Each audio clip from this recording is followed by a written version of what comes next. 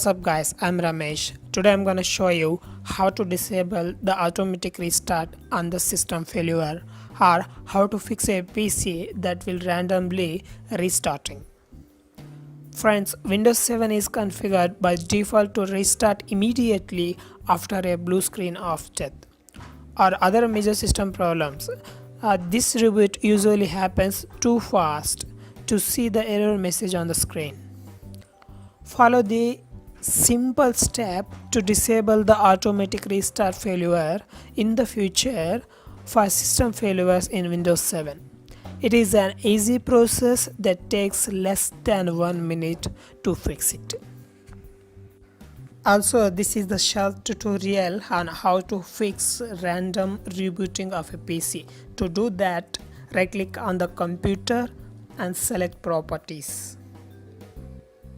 Also, you can do that same by clicking on start menu and right click on the computer and select properties.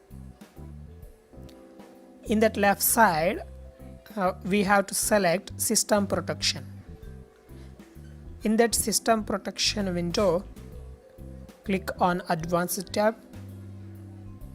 In that advanced tab down menu, startup and recovery section, select settings.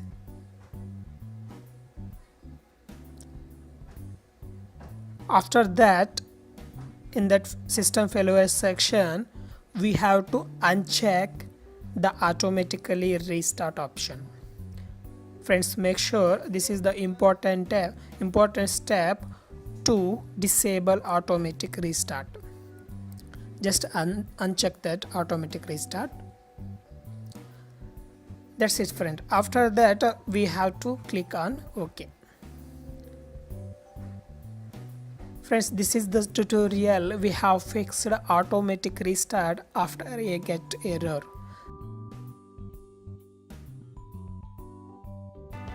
If you like my video, please like the button and subscribe to my channel to get latest updates on my next videos.